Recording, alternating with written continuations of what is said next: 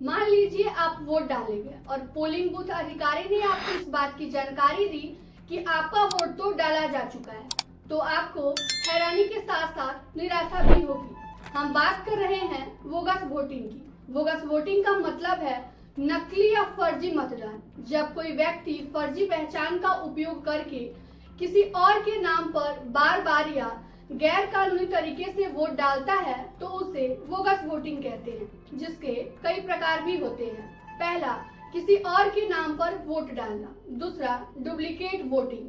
तीसरा, फर्जी voter card से मतदान। तो चौथा है बाहरी लोगों द्वारा वोटिंग करना। बोगस वोटिंग चुनावी प्रक्रिया को कमजोर बनाती है, जो लोकतंत्र के लिए खतरा है, जो निष्पक्ष चुनाव प्रक्रिया को भी बाधित करती है। भारत में स्वतंत्रता के बाद 1951 से 52 में पहला आम चुनाव हुआ। तब से ही निष्पक्ष मतदान सुनिश्चित करने के लिए कड़े प्रावधान बनाए गए।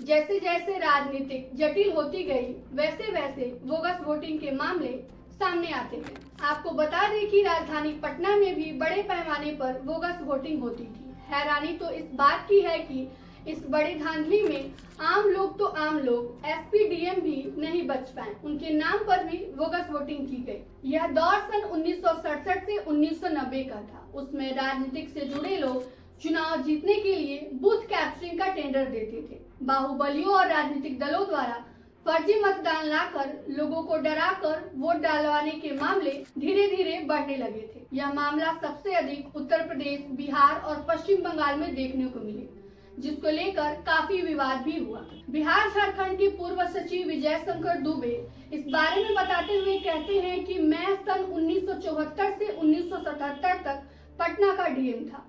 1977 के चुनाव में पटना के एसपी गोपाल आचार्य जी थे। चुनाव के निरीक्षण के दौरान एसपी गोपाल आचार्य जी ने कहा कि हम लोग भी चलकर अपना वोट दे देते हैं। इस पर मैं यानी विजय शंकर दुबे ने कहा कि मेरे लिए सभी पार्टियां एक बराबर है, इस कारण मैंने वोट न डालने का निर्णय लिया है।